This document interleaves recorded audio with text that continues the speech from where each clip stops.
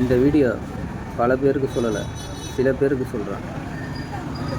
சில பேர் அம்மா முக்கியமா பொண்டாட்டி முக்கியமா அப்படின்னு ஒரு பெரிய போராட்டத்திலே வாழ்ந்துக்கிட்டு இருக்காங்க.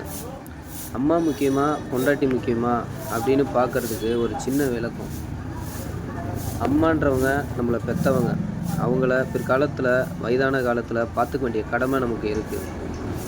மனைவி என்பவங்க நம்மளை தேடி நம்மளை நம்பி வந்தவங்க.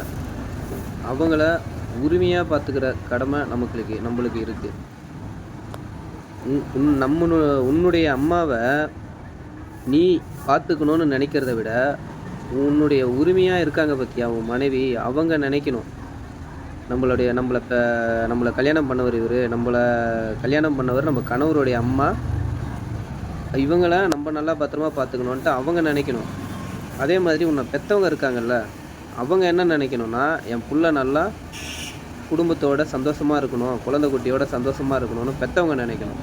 இந்த 2 பேருமே அவங்க கடமையில் கரெக்டாக இருந்தாங்கன்னா கணவனுக்கு எந்த பிரச்சனையும் இருக்காது. அந்த சிலருக்கு அப்படி அவங்க 2 பேருமே சரியாக இல்லைன்னா கணவருக்கு கஷ்டம்தான். கஷ்டம்னா ரொம்ப மன உளைச்சல். அதே சமயம் அம்மா கரெக்டாக இருந்து பொண்டாட்டி கரெக்டாக இல்லைன்னா பொண்டாட்டி மேலே தப்பு. பொண்டாட்டி கரெக்டாக இருந்து அம்மா கரெக்டாக இல்லைன்னா அம்மா மேலே தப்பு. நான் சொல்கிறது உங்களுக்கு புரியுதில்ல? அம்மா புள்ள குடும்பத்தோட சந்தோஷமாக இருக்கணும்னு நினைக்கணும். மனைவி நம்ம கணவருடைய அம்மா அப்பா அவங்கள நம்ம பார்த்துக்கணுன்னு அவங்க நினைக்கணும். அவங்களுடைய பொறுப்பில் அவங்க கரெக்டாக இல்லைன்னா அவங்க கெட்டவங்க, அவங்க மனநிலைமை சரியில்லைன்னு அர்த்தம். அப்படிப்பட்ட ஆளுக்கு கணவர் சப்போர்ட் பண்ணணும் அப்படின்னு அவசியமே கிடையாது. தன்னுடைய வேலையை கரெக்டாக பண்ணலாம், நியாயமாக இருக்கிறவங்ககிட்ட கரெக்டாக நடந்துக்கலாம். இதுதான் ஒரு சின்ன டீட்டெயிலாக சொல்லணும் அப்படின்னு தோணுச்சு, சொல்கிறேன். ஓகேவா? இதில் இன்னொரு விஷயம் என்னென்னா, கணவர் நிம்மதியாக இருக்கணும்னா இவங்க 2 பேருக்கு இந்த மனப்பக்குவம் இருக்கணும். அப்படி இவங்களுக்கு இந்த மனப்பக்குவம் இல்லைன்னா கணவர் நிம்மதியாக அவங்களே கெடுக்கிறாங்கன்னு அர்த்தம். மனைவிக்கு பிள்ளையோட நிம்மதியை கெடுக்கிறாங்கன்னு அர்த்தம்.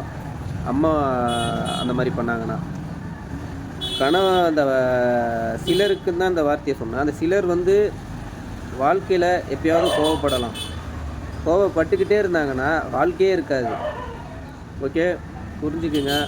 புரிஞ்சு கணவர் என்பவர் நடுவில் இருப்பவர், 2 பக்கமும் சென்டராக இருக்கணும். 2 பேரையும் ஒரே மாதிரி பார்க்கணும்.